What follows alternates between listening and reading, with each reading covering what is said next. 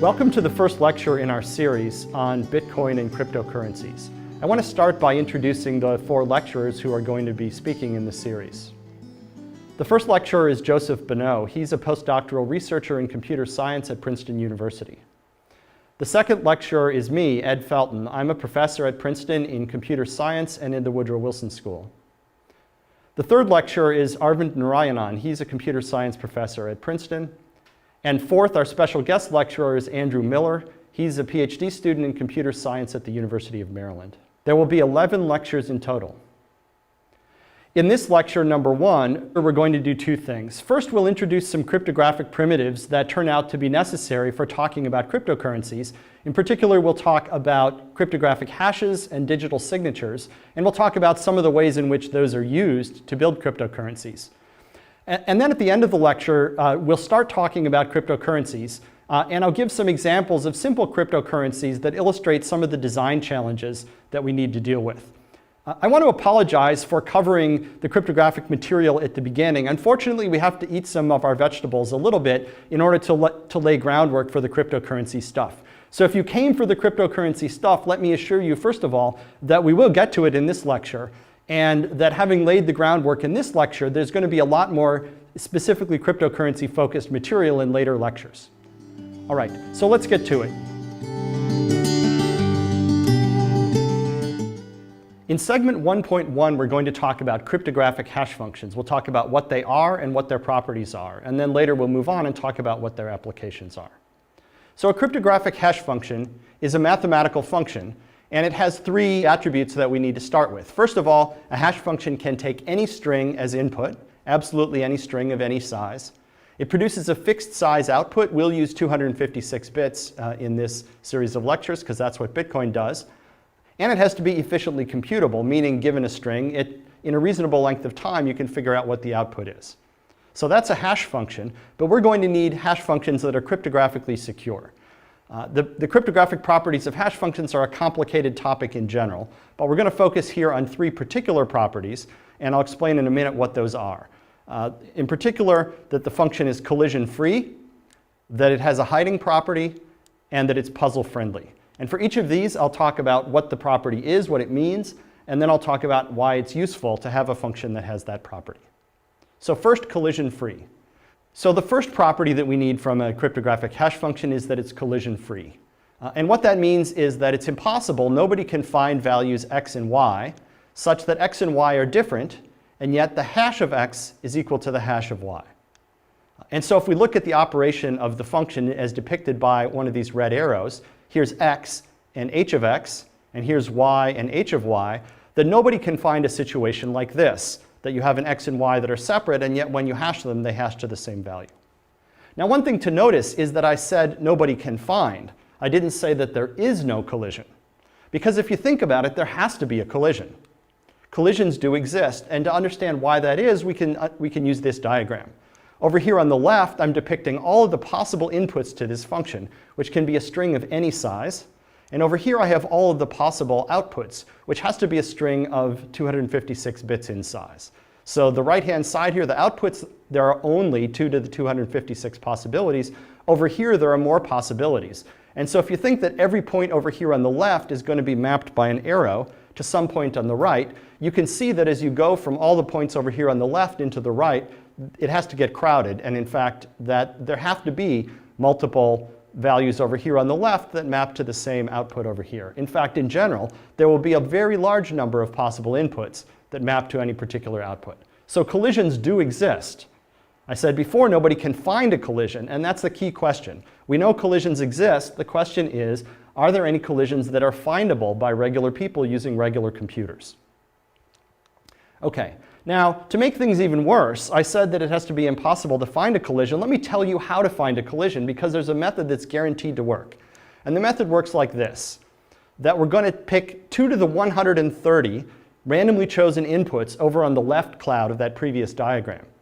And if we pick those 2 to the 130 randomly chosen inputs, it turns out there's a 99.8% chance that at least 2 of them are going to collide. And so this is a very simple method for finding a collision.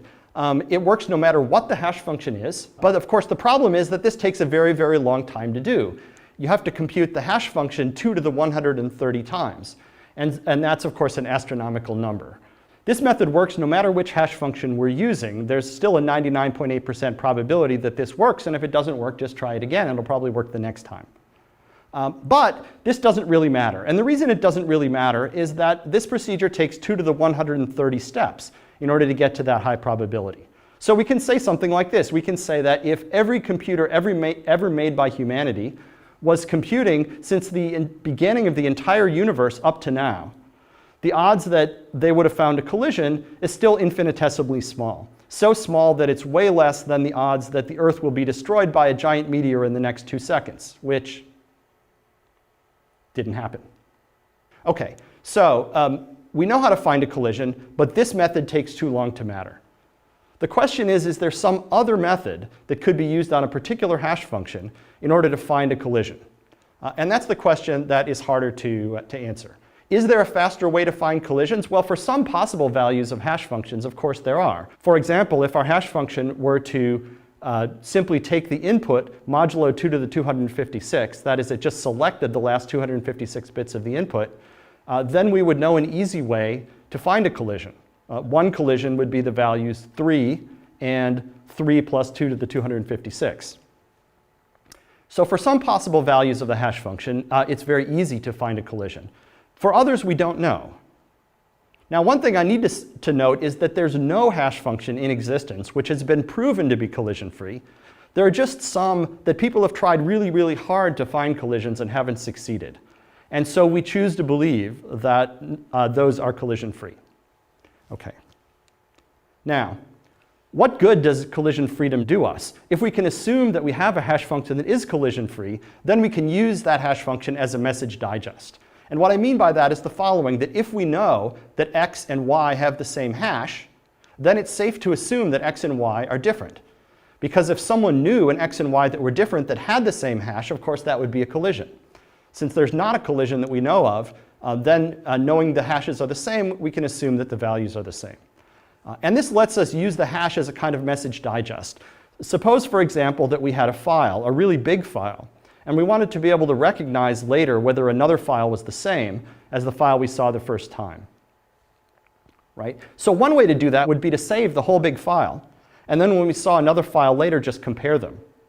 But because we have hashes that we believe are collision-free, it's more efficient to just remember the hash of the original file. Then if someone shows us a new file and claims that it's the same, we can compute the hash of that new file and compare the hashes. If the hashes are the same, then we conclude that the files must have been the same. And that gives us a very efficient way to remember things we've seen before and recognize them again. And of course, this is useful because the hash is small. It's only 256 bits, while the original file might be really big. So hash is useful as a message digest, and we'll see later on in this lecture and in subsequent lectures why it's useful to use hashes as message digests. So the second property that we want from our hash function is that it's hiding. And the property that we want is something like this, that if we're given the output of the hash function, that there's no feasible way to figure out what the input x was. The problem is that this property doesn't exactly hold. And to understand why that's the case, let's look at this example. So here, what we're going to do is an experiment where we flip a coin, and if the result of the coin flip was heads, we're going to return the hash of the string heads, and if the result was tails, we're going to return the hash of the string tails. And now we're going to ask someone who didn't see the coin flip but only saw this hash output to figure out what the string was that was hashed. That, of course, is going to be easy. It's easy in this scenario to find what the input string was. It's easy to find x. You simply compute the hash of the string heads and the hash of the string tails, and you see which one you got. And so in just a couple of steps, you can figure out what x was. So the reason this example failed, that is the reason why an adversary was able to guess what the string was that there were only a couple of possible values of x. And so if we're going to have a hiding property like this, it needs to be the case that there's no value of x which is particularly likely. That is, x has to be chosen from a set that's in some sense very spread out, so that this method for the adversary of just trying all the possible values of x, or just trying a few values of x that are especially likely, is not going to work. So the hiding property that we are going to need to set up is a little bit more complicated. And the way we're going to fix this problem with the common value x, like heads and tails, is we're going to take the x and we're going to put next to it, we're going to concatenate it with it a value r, which is chosen from a distribution that's really spread out. And so this h of r concatenated with x, that means take all the bits of r and put after them all the bits of x.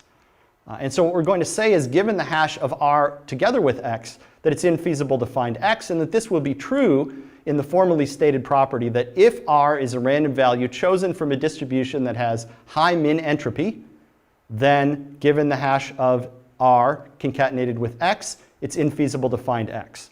And what does high min entropy mean? Well, it captures this intuitive idea that r is chosen from a distribution that's really spread out. And what that means specifically is that there's no particular value that r could have had that would occur with more than a negligible probability. So for example, if r is chosen uniformly from among all of the strings that are 256 bits long, then any particular string was chosen with probability 1 in 2 to the 256, which is truly a negligible value. So as long as r was chosen that way, then the hash of r concatenated with x is going to hide x. And that's the hiding property that the hash function will be deemed to have. Okay, now let's look at an application of that hiding property. And in particular, what we want to do is something called a commitment. And this is kind of the digital analogy of taking a value, a number, and sealing it in an envelope and putting that envelope out on the table where everyone can see it. Now, when you do that, you've committed to what's in the envelope, but you haven't opened it. It's secret from everyone else. Later, you can open the envelope and get out the value, but it's sealed. So commit to a value and reveal it later. We want to do that in a digital sense. So to be more specific about what is the API that we're going to provide here, the commitment API looks like this, that there are two things you can do. First, you can commit to a message, and that's going to return two values, a commitment and a key. Think of the commitment as the envelope that you're going to put on the table, and the key as a secret key for unlocking the envelope. Then later, you allow someone else to verify, given a commitment and given a key which you've told them in the meantime, and the message, they can verify that that commitment, key, and message really do go together, and this will return true or false. Okay, now to seal MSG in an envelope, what we do is we commit to the message, and that returns a commitment and a key, and then we publish the commitment. That's putting the envelope on the table. Now later, to open the envelope, what we're going to do is publish the key and the message that we committed to, and then anybody can use this verify call with the commitment that we published previously, the key and message that we just announced, to check the validity of our opening the envelope. Okay. And the property, of course, we want from this is that it behaves like sealing an envelope. And in particular, the two security properties are these. First, given COM, the commitment, the envelope on the table, that someone just looking at the envelope can't figure out what the message is. The second property is that it's binding, that when you commit to what's in the envelope, you can't change your mind later.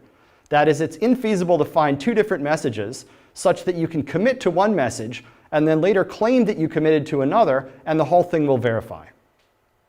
Okay, so how do we know that these two properties hold? Well, first we need to talk about how we're going to actually implement commitments. And the way we're going to implement commitments is like this. That in order to commit to a value message, we're going to generate a random 256-bit value and call it the key. And then we're going to, as the commitment, return the hash of the key concatenated together with the message. And as the key value, we're going to return h of this key.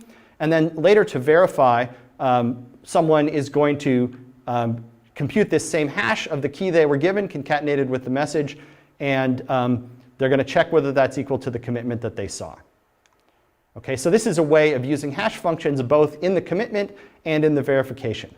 So now the security properties, if we go down to the security properties that were at the bottom of the previous slide, and we just plug in the definitions of how we're going to implement this here, that is, this used to say COM, given COM, infeasible to find message, we just plug in what COM is. COM is the hash of key concatenated with message. And similarly down here, this is what happens when we take what was written there before and plug in the definition of verify in COM. Okay, so now what these properties become, the first one is given h of key concatenated with message, it's infeasible to find message. Well, it turns out that that's exactly the hiding property that we talked about before. key was chosen as a random 256-bit value, and therefore the hiding property says that if we take the message and we put before it something that was chosen from a very spread out distribution, like I said, a random 256-bit value, then it's infeasible to find the message. So this is exactly the hiding property. And this one down here turns out to be exactly the collision-free property. So that if someone can find two messages which have the same hash like this, well, then they have an input value here and an input value there that are different, and yet those have the same hash. And so because of the two security properties we've talked about for hashes so far, this commitment scheme will work in the sense that it will have the necessary security properties. OK, so that's the second security property of hashes, that they're hiding, and the application of that is commitments. The third security property we're going to need is that they're puzzle-friendly. And this is, again, a little bit more complicated, but let me just go through it a bit by bit. That for any possible output value y that you might want from the hash function, we're going to use y as an output value of the hash later, that if k is chosen from a distribution that has high min entropy, that is, k is chosen randomly from some set that's super spread out, then there's no way to find an x such that the hash of k and x is equal to y. So what this means is basically that if someone wants to target the hash function, if they want it to come out to some particular output value y, that if there's part of the input that is chosen in a suitably randomized way, that it's very difficult to find another value that hits exactly that target. So the application we're going to use of this is we're going to build a search puzzle. And what that means is we're going to build a mathematical problem which requires searching a very large space in order to find the solution, and where there's no shortcuts, a way to find a good solution other than searching that large space. That's a search puzzle. To be more specific, the idea is that if we're given a puzzle ID, which is chosen from some high min entropy distribution, that is some very spread out probability distribution, and we're given a target set y, which someone wants to make the hash function fall into, then we want to try to find a solution x, so that if we hash the puzzle ID together with the solution x, we get a result that's in the set y. So the idea is y is a target range or set of hash results that we want. ID specifies a particular puzzle, and x is a solution to the puzzle. And the puzzle-friendly property here implies that there's no solving strategy for this puzzle, which is much better than just trying random values of x. And so if we want to pose a puzzle that's difficult to solve, that we can do it this way, as long as we can generate puzzle IDs in a suitably random way. And we're going to use that later when we talk about Bitcoin mining. That's the sort of computational puzzle we're going to use. OK, so we've talked about three properties of hash functions and one application of each of those. Now let me talk just very briefly about the particular hash function we're going to use. There are lots of hash functions in existence, but this is the one Bitcoin uses, and it's a pretty good one to use. It's called SHA-256, or SHA-256, and it works like this. Basically, it takes the message that you're hashing, and it breaks it up into blocks that are 512 bits in size. The message isn't going to be, in general, necessarily exactly a multiple of the block size, so we're going to add some padding at the end. And the padding is going to consist of, at the end of the padding, a 64-bit length field, which is the length of the message in bits.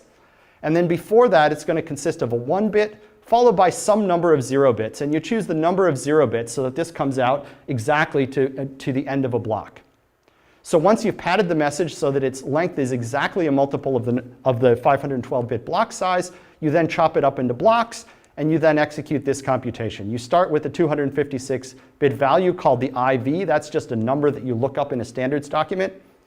And then you take the IV and the first block of the message. You take those 768 total bits, and you run them through this special function C, the compression function, and out comes 256 bits.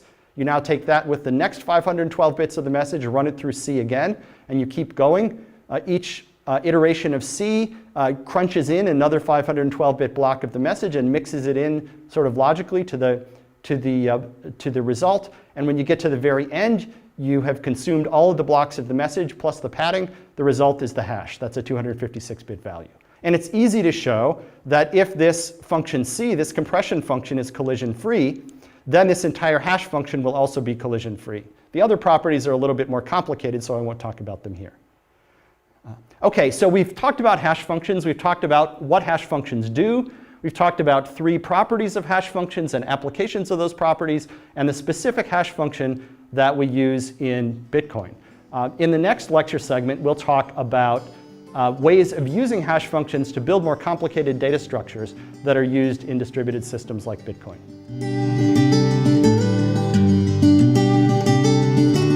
In section 1.2, we're going to talk about hash pointers and their application. A hash pointer is a kind of data structure that turns out to be used a lot in the systems that we're talking about. And a hash pointer is basically a simple thing that we're going to take a pointer to where some information is stored, and we're going to, together with that pointer, store a cryptographic hash of the information. So whereas a regular pointer gives you a way to retrieve the information, a hash pointer is going to let us ask to get the information back. And it's also going to let us verify that the information hasn't changed. So a hash pointer tells us where something is and what its value was. Okay, and we're going to draw a hash pointer in diagrams like this. That we're going to have h of, and then an arrow that points to something.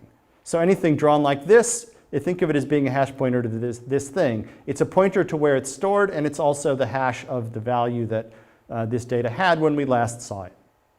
And we can take hash pointers and we can use them to build all kinds of data structures. So a key idea here, take any data structure, a linked list, a binary search tree, or something like that, and implement it with hash pointers instead of pointers as we normally would. For example, here's a linked list that we've built with hash pointers. And this is a data structure that we're going to call a blockchain. So just like a regular linked list where you have a series of blocks, and each block has data, as well as a pointer to the previous block in the list, here the previous block pointer will be replaced with a hash pointer. So it says where it is and what the value of this entire previous block was. And we're going to remember the head of the list like this, just as a regular hash pointer. Okay. And a use case for this, for a blockchain like this, is a tamper-evident log. That is, if we want to build a log data structure that stores a bunch of data so that we can add data onto the end of the log, but if somebody goes later and messes with data that is earlier in the log, we're going to detect it. That's what the tamper evidence means. So to understand why a blockchain gives us this tamper evident property, let's ask what happens if an adversary wants to go back and tamper with data later that's in the middle of the chain. Okay, so let's assume that an adversary wants to tamper with this block down here. He wants to change the data here, and he wants to do it in such a way that we, the holders of the hash pointer at the head here, won't be able to detect it. All right, so the adversary changed the contents of this block, and therefore the hash here, which is a hash of this entire block, is not going to match up. Because the hash function is collision-free, it must be the case that the hash of this block is now different. And so we could detect the inconsistency between this data and the hash pointer that we remembered before. Or we could do that unless the adversary also tampers with the hash pointer. If he tampers with this hash pointer, then he makes these two match up. But now he's changed the content of this block. And what that means is that when we come back later and hash the contents of this block, it's not going to match the hash that we remembered before because the contents of the block has changed. And so we're going to detect the inconsistency between the contents of this block and this hash, unless the adversary also tampers with the block over here on the right. But now when he does that, the hash of this block is not going to match the hash that we remembered up here and the hash that we're holding on to. And this the adversary can't tamper with because this is the value that we remembered as being the head of the list. And so the upshot of this is that if the adversary wants to tamper with data anywhere in this entire chain, in order to keep the story consistent, he's going to have to tamper with hash pointers all the way back to the beginning, and he's ultimately going to run into a roadblock because he won't be able to tamper with the head of the list. And so what this means is that just by remembering this hash pointer, we've essentially remembered a kind of hash, a tamper-evident hash of the entire list all the way back to the beginning. And so we can build a blockchain like this containing as many blocks as we want, going back to some special block at the beginning of the list, which we might call the genesis block. And that's a tamper-evident log built out of a blockchain. Now, another useful data structure that we can build using hash pointers is a binary tree. We can build a binary tree with hash pointers, and this is called, in the jargon, a Merkle tree, after Ralph Merkle, who invented it. And the idea is this. Suppose we have a bunch of data blocks which we'll draw across the bottom down here. we're going to take pairs, consecutive pairs of these data blocks, and for these two data blocks, we're going to build a data structure here that has two hash pointers, one to each of these blocks. And similarly all the way across. We'll then go another level up, and this block here will contain a hash pointer of these two children down here, and so on all the way back up to the root of the tree. And then just like before, we're going to remember just the hash pointer up here at the head of the tree. And we can then, if we want, traverse down through the hash pointers to any point in the list, and we can make sure that the data hasn't been tampered with. Because just like I showed you with the blockchain, if an adversary tampers with some block down here at the bottom with the data, that will cause the hash pointer that's one level up to not match, so he'll have to tamper with that, and therefore he'll have to tamper with the hash pointer one level up from there, and therefore he'll have to tamper with the hash pointer one level up from there, and eventually he'll get up to the top where he won't be able to tamper with the hash pointer that we've remembered. So again, any attempt to tamper with any piece of data across the bottom will be insured against by just remembering the hash pointer at the top. Now another nice feature about Merkle trees is that unlike the blockchain that we built before, that if someone wants to prove to us that a particular data block is a member of this Merkle tree, all they need to show us is this amount of data. So if we remember just the root, and someone wants to convince us that this block is in the Merkle tree, they need to show us this block, and we can verify that the hash matches up. And then they need to show us this block, and we can verify that the hash of this matches that. They can show us this block, we verify that the hash of this block matches this hash pointer, and then they show us the data. And just by verifying the hashes up to the root, we can verify that this data block was in the Merkle tree. So that takes about log n items that we need to be shown, and it takes about log n time for us to verify it. And so with a very large number of data blocks in the Merkle tree, we can still prove membership in a relatively short time. Okay, so Merkle trees have various advantages. One advantage, of course, is the tree holds many items, but we just need to remember the one root hash, which is only 256 bits. We can verify membership in a Merkle tree in logarithmic time and logarithmic space. That's nice. And there's a variant, which is a sorted Merkle tree. That's just a Merkle tree where we take the blocks at the bottom and we sort them into some order, say alphabetical, lexicographic order, or numerical order, or some order that we agree on. Now, having done that, once we've sorted the Merkle tree, now it's possible to verify non-membership in a Merkle tree. That is, we can prove that a particular block is not in the Merkle tree. And the way we do that is simply by showing a path to the item that's just before where that item would be and just after where it would be. And then we can say, look, both of these items are in the Merkle tree, they're consecutive, and therefore there's no space in between them. There's nothing in between them, and so the thing that we're trying to prove non-membership of can't be there. All right, so a Merkle tree is a binary search tree built with hash pointers. We can do logarithmic time membership proofs, non-membership proofs if we sort the tree, and it's very efficient. More generally, it turns out that we can use hash pointers in any pointer-based data structure, as long as the data structure doesn't have cycles. If there are cycles in the data structure, then we won't be able to make all the hashes match up. If you think about it, in an acyclic data structure, we can sort of start near the leaves or near the things that don't have any pointers coming out of them, compute the hashes of those, and then work our way back sort of toward the beginning. But in a structure with cycles, there's no end that we can start with and compute back from. So for example, a directed acyclic graph out of hash pointers, and we'll be able to verify membership in that DAG very efficiently, and it will be easy to compute. So this is a general trick that you'll see over and over throughout the distributed data structures and throughout the algorithms that we talk about later in this lecture and in subsequent lectures.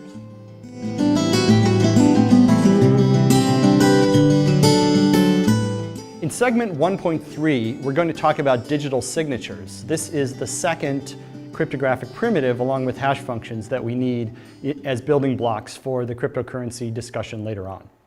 So a digital signature is supposed to be just like a signature on paper, only in digital form. And what that means is this. What we want from signatures is two things. First, that just like an idealized paper signature, only you can make your signature, but anyone who sees your signature can verify that it's valid. And then the second thing you want is that the signature is tied to a particular document. so that somebody can't take your signature and snip it off one document and glue it onto the bottom of another one. Because the signature is not just a signature, it signifies your agreement or endorsement of a particular document. Okay, so the question is, how can we build this in a digital form using cryptography? So let's get into the nuts and bolts. Here's an API for digital signatures. There are three operations that we need to be able to do. The first one is we need, in the beginning, to be able to generate keys. And so we have a generate keys operation, and we tell it a key size. How big in bits should the keys be? And this produces two keys, SK and PK. SK will be a secret signing key. This is information you keep secret that you use for making your signature. And PK is a public verification key that you're going to give to everybody and that anybody can use to verify your signature when they see it. Okay. The second operation is the sign operation. So the sign operation, you take your secret signing key and you take some message that you want to put your signature on, and it returns SIG, which is a signature. It's just some string of bits that represents your signature.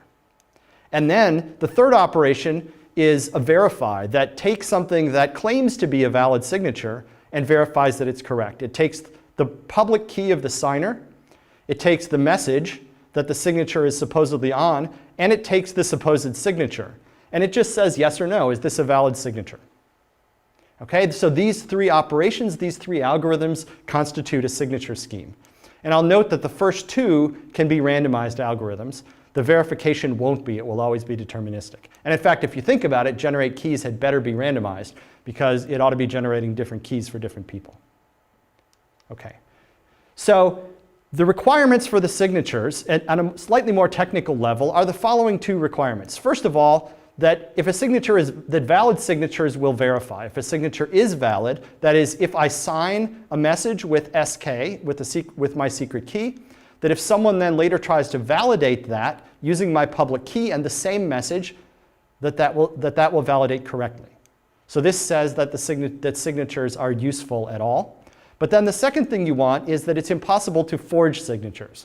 That is, an adversary who knows your public key, who knows your verification key, and gets to see signatures on some other messages, can't forge your signature on some message that he wants to forge it on.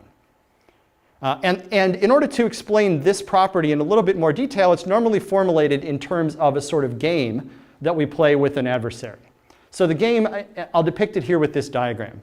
So over here on the left, you have the challenger, who's a TV judge, and the challenger is going to test a claim by an attacker. The attacker claims that he can forge signatures, and we're going to test that claim, and the judge will pass judgment on it. The attacker here, this guy is actually Whit Diffie, who is one of the inventors of digital signatures, of the concept of digital signatures, and a distinguished cryptographer, so I thought I'd let him play the attacker role here. Okay, so the game works like this. The first thing we do is we use generate keys to generate a secret key, a secret signing key, and a public verification key that match up. Now we give the secret key to the challenger, to the judge, and we give the public key to both parties, both to the challenger and to the attacker. So the attacker only knows information that's public. He only knows the public key.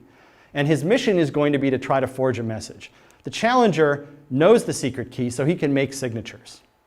Right? Now, if you think about a real-life application, and a real-life attacker would be able to see valid signatures from their would-be victim on a number of different documents.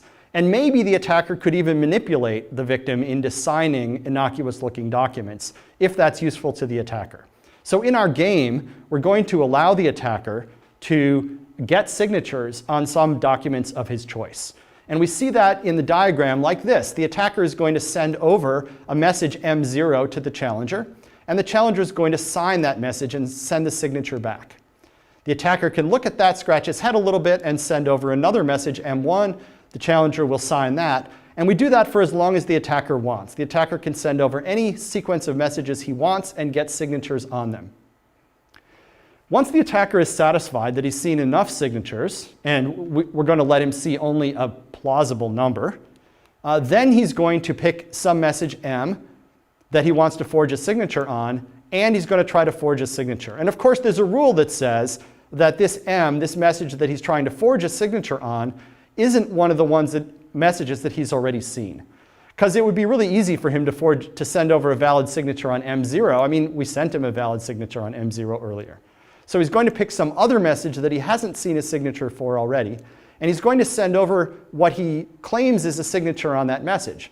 And then the question is, can he succeed? So the challenger is going to run the verify algorithm, use the public verification key and on that message and the signature that the attacker provided, and is going to check whether it verifies. And if it does verify, if this returns true, then the attacker wins. The attacker has forged a message. And so this game is what we use to define what it means for a digital signature scheme to have the unforgeability property. And if we want to get really precise, what we say is that the attacker's probability of winning this game is negligible, and that that's true no matter what algorithm the attacker is using. In other words, we're going to say that the signature scheme is unforgeable if, no matter what algorithm the attacker is using, the attacker has only a negligible chance of successfully forging a message. And if we have that property together with the much easier property that valid messages verify, then we have a digital signature scheme that is suitable. Okay. Now, there's a bunch of practical things that we need to do to turn that algorithmic idea into a more practically implementable signature mechanism. For example, the algorithms we talk about are randomized, at least some of them will be, and so we need a good source of randomness. And the importance of this really can't be underestimated. Banned randomness will sink you, your algorithm will be insecure. And I'll just point out here that attacks on the source of randomness are a favorite trick of intelligence agencies, and those are the people who know what kinds of attacks are likely to be successful. In practice, there's a limit on the message size that you're able to sign because real schemes are going to operate on bit strings of limited length. The fix to that is simply to use the hash of the message rather than the message itself. That way the message can be really big, but the hash will be only 256 bits. And because hash functions are collision-free, it's safe to use the hash of the message as the input to the digital signature scheme rather than the message. And by the way, a fun trick, which we'll see used later, is that you can sign a hash pointer. And if you sign a hash pointer, then the signature covers or protects the whole structure, not just the hash pointer itself, but everything it points to and everything it points to. For example, if you were to sign the hash pointer that was at the end of a blockchain, the result is that you would effectively be digitally signing the entire contents of that blockchain. That's a useful trick that we'll see used later. Okay, now let's get into the nuts and bolts. Bitcoin uses a particular digital signature scheme that's called ECDSA. That's the elliptic curve digital signature algorithm, and it's a US government standard. And we won't go into all the details of how ECDSA works. It relies on some extremely hairy math. And trust me, you don't want to see all the details of how that works. You can look it up if you're interested. So we'll skip that. One thing I'll note, though, is with ECDSA, good randomness. I said this before, but I'll say it again because it's really essential. Good randomness is especially essential with ECDSA. If you use bad randomness in generating keys or even in signing, you probably leaked your private key. It stands to reason that if you use bad randomness in generating a key, that the key that you generate is maybe not secure. But it's a quirk of ECDSA that even if you use bad randomness just in making a signature using your perfectly good key, that also will leak your private key, and then it's game over. So we need to be especially careful about this in practice. This is a common mistake. So that completes the discussion of digital signatures as a cryptographic primitive. And then in the next segment, we'll move on and talk about some applications of digital signatures that will turn out to be useful in building cryptocurrencies.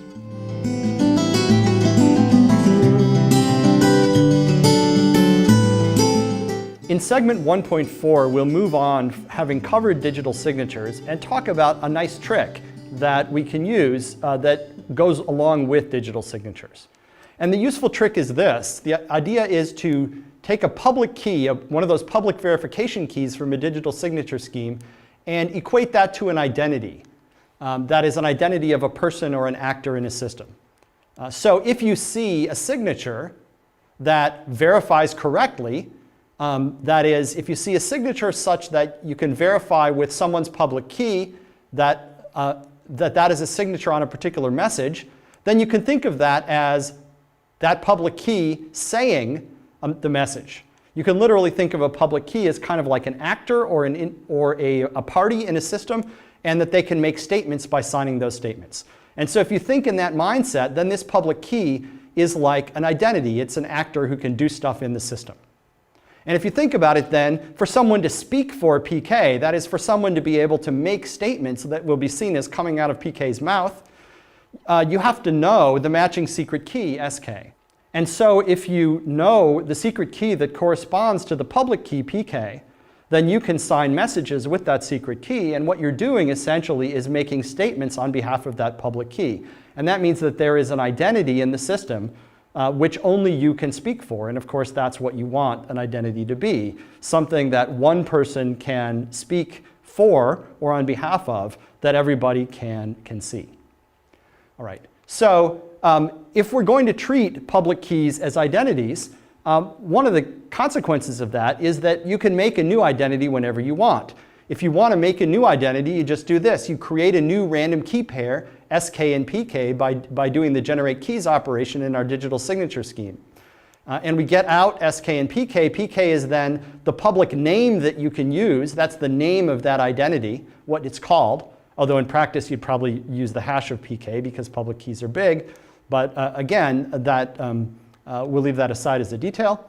So PK, or the hash of it, is the public name that you use to talk about the identity. And SK, the secret key, is the information that lets you, the person who generated this identity, speak for the identity. You control the identity because only you know the secret key. And if you generated this in such a way that the public key PK looks random, then nobody needs to know who you are. You can generate a fresh identity that looks random, that looks like a face in the crowd, that only you can control. This brings us to the idea of decentralized identity management. That rather than having a central place that you have to go in order to register as a user in a system, you don't need to get a username, you don't need to inform someone that you're going to be using a particular name. If you want a new identity, just make one. Anybody can make a new identity at any time, and you can make as many as you want. If you prefer to be known by 5 different names, no problem, just make 5 identities. If you want to be somewhat anonymous for a while, you can make a new identity, use it just for a little while, then throw it away. All of these things are possible with decentralized identity management, and there's no central point of control, so that you don't have to have anyone who's in charge of it. The system operates in an entirely decentralized way. And this is the way Bitcoin, in fact, does identity. These identities are called addresses in Bitcoin jargon. And so you hear the term address used in talking about Bitcoin and cryptocurrencies. But what that really is just a public key or a hash of a public key. It's an identity that someone made up out of thin air as part of this decentralized identity management scheme. Now, the obvious question that arises when you're talking about decentralized identity management and people making up these identities is, how private is this? And the answer is, it's complicated. On the one hand, the addresses that are made up this way are not connected to your real-world identity. You can execute a randomized algorithm. It will make some kind of PK that looks kind of random, and nothing exists initially to connect that to who you are. You can do that in the privacy of your own home. So that's good news if you want to be able to act privately. But the bad news if you want to act privately is that if that address, if that identity is making a series of statements over time, if it's engaging in a series of acts over time, that people can see that whoever this is has done a certain series of actions, and they can start to connect the dots. Gee, this person is acting a lot like Joe. Maybe this person is Joe. And so an observer can link together these things over time and make inferences. And so this balance between, on the one hand, there being no initial tie to real-world identity, and on the other hand, that a pattern of behavior of an address emerging over time, and the question of what can be inferred and which dots can be connected, that gets pretty complicated. And that's really the question of privacy in a cryptocurrency like Bitcoin. And there's a whole lecture about that later on. And so I'm not going to steal the thunder of that lecture. I just want to give you an idea of how decentralized identity makes privacy a complicated question.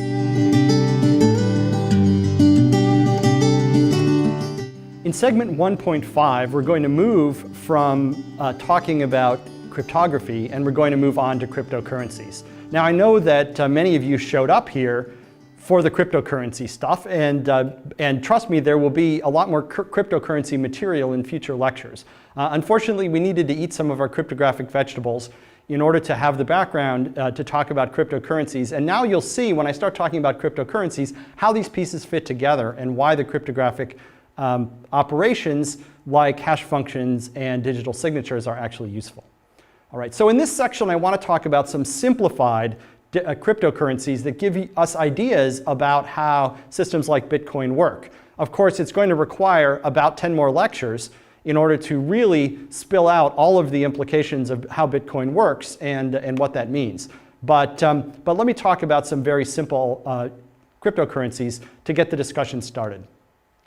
And first, let's talk about Goofy Coin. Goofy Coin is about the simplest cryptocurrency we can imagine. And it works kind of like this. There are just a couple rules of Goofy Coin. The first rule is that Goofy can create new coins. Goofy can make a new coin whenever he wants, and when he makes a new coin, it belongs to him.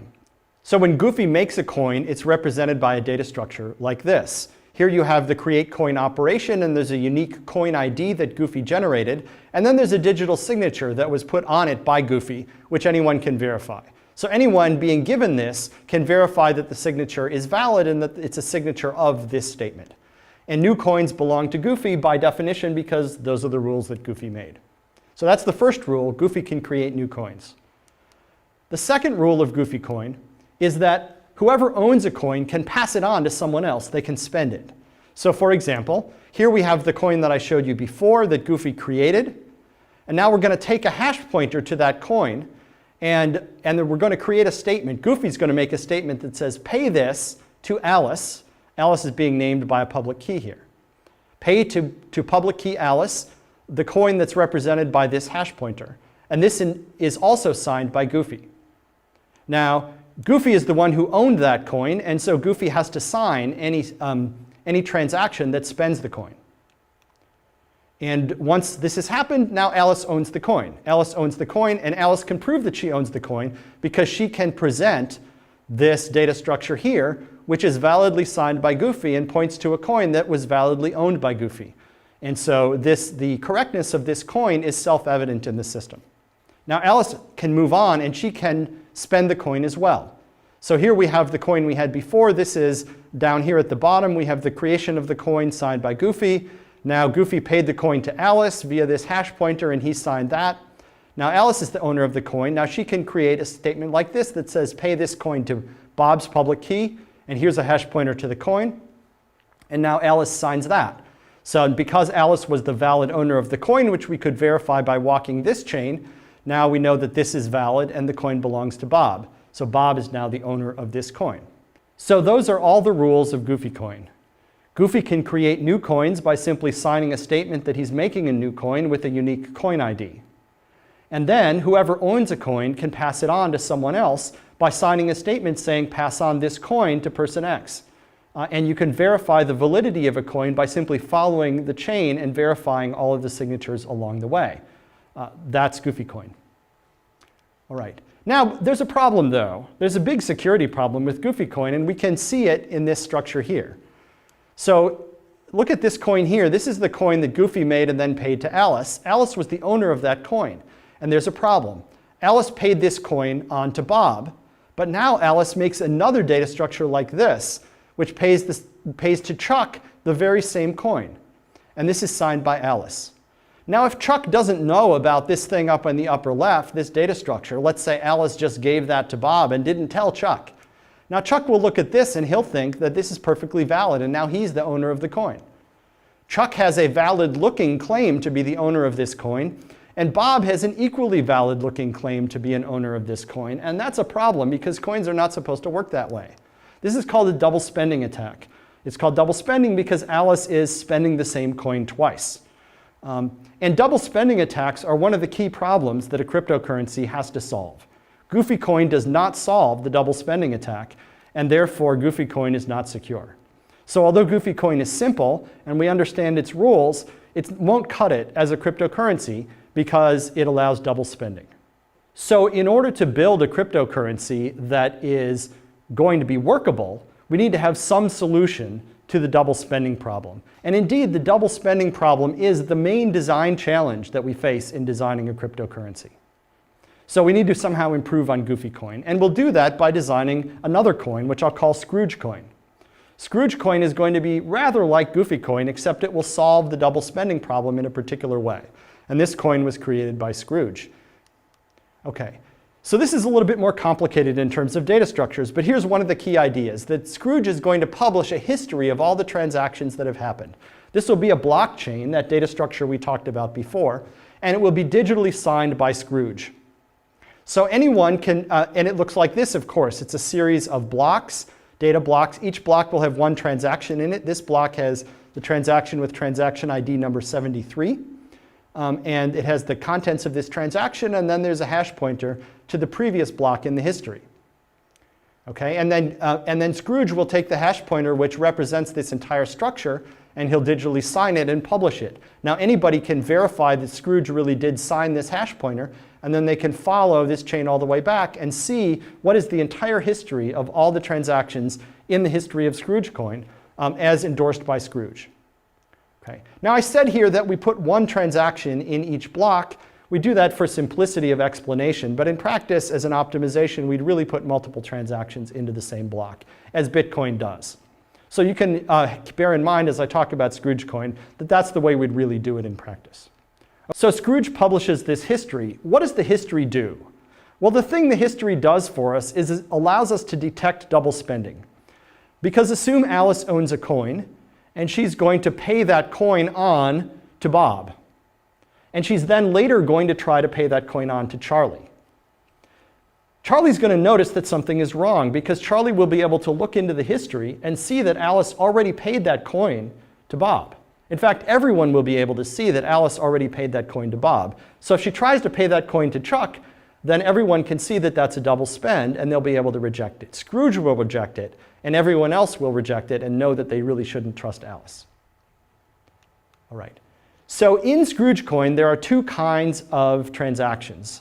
The first kind is a create coins transaction, and what it does is create new coins. That's like the operation Goofy could do in Goofy coin that makes a new coin. But here, we're going to allow multiple coins to be created in one transaction. So here's what a create coins transaction looks like.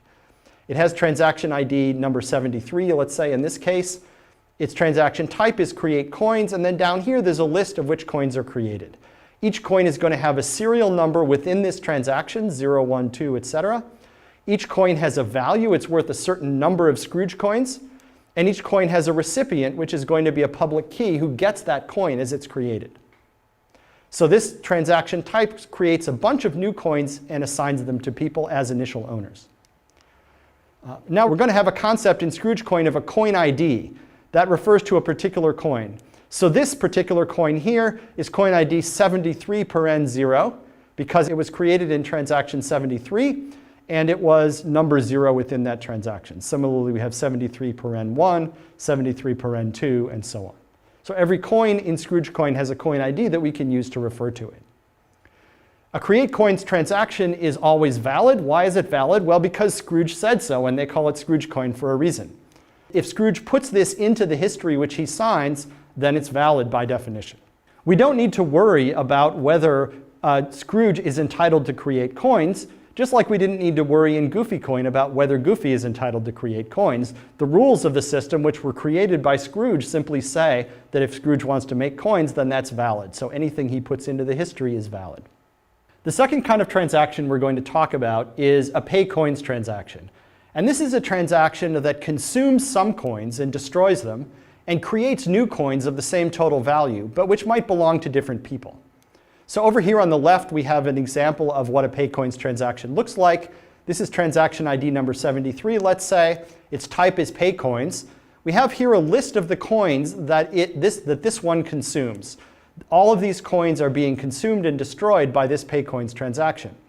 So we're going to add up the value of all of those coins, and then we're going to create a bunch of new coins, down here 0, 1, and 2, etc., just like before in the create coins transaction. Each one has a value. Each one will belong to a certain recipient. And those new coins had better add up to the same total value as the coins that we consumed. And then at the bottom, we have a set of digital signatures. This transaction has to be signed by everyone who's paying in a coin. So if you're the owner of one of the coins that's going to be consumed in this transaction, then you need to digitally sign the transaction to say that you're really okay with spending this coin. The rules of Scrooge coins say that a pay coins transaction is valid if 4 things are true. First, if the consumed coins are valid, that is, they really were created in previous transactions. Second, that the consumed coins were not already consumed in some previous transaction. That is, that this is not a double spend. Third, that the total value of the coins that come out of this transaction is equal to the total value of the coins that went in. And finally, that the transaction is validly signed by the owners of all of the consumed coins. If all of those things are true, then this pay coins transaction is valid. Scrooge will accept it. He'll write it into the history, into the blockchain, and everyone will see that this transaction has happened. One thing to note about this scheme is that coins are immutable. Coins are never changed, they're never subdivided, they're never combined. All they are is created once in one transaction and then later consumed in some other transaction. But you can get the same effect as being able to subdivide or pay on or combine coins by using transactions. For example, if you want to subdivide a coin, you can just create a new transaction that consumes that one coin and then produces 2 new coins of the same total value. And if you want, you can give those 2 new coins back to yourself. That's a way that you can subdivide a coin that you own. Similarly, you can combine coins or you can pay on a coin, in effect, by just creating a chain of transactions, each of which pass that value on in the form of a new coin to someone else. So although coins are immutable in this system, it has all of the flexibility of a system that didn't have immutable coins. Okay, now we come to the core problem with Scrooge coin. Scrooge coin will work. People can see which coins are valid. It prevents double spending because everyone can look into the blockchain and see that all of the transactions are valid and that every coin is consumed only once. But the problem is Scrooge. Scrooge thinks this is fine, right? Scrooge says, don't worry, I'm honest. But the fact is, if Scrooge starts misbehaving, then we're going to have a problem. Or if Scrooge just gets bored of the whole Scrooge coin scheme and stops doing the things that he's supposed to do, then the system won't operate anymore. And so the problem we have here is centralization. That although Scrooge is happy with this system, we as users of it might not be. So the central technical challenge that we need to solve in order to improve on Scrooge coin is, can we de-Scroogify the system? That is, can we get rid of that centralized Scrooge figure? Can we have a cryptocurrency that operates like Scrooge coin in many ways, but doesn't have any central trusted authority? In order to do that, we're going to need to figure out how to provide the services that Scrooge provides, but do it in a decentralized way, in a way in which no particular party is particularly trusted. That means we're going to need to figure out how everyone can agree upon a single published blockchain that is the agreed upon history of which transactions have happened. We need to figure out how people can agree which transactions are valid and which transactions have actually occurred. And we need to figure out how we can assign IDs to things in a decentralized way. If we can solve all of those problems, then we can build a currency that is very much like Bitcoin, which is like Scrooge coin, but without a centralized party. But in order to do that, it's going to take a few more lectures, and we hope you'll stick around and watch them. Thanks.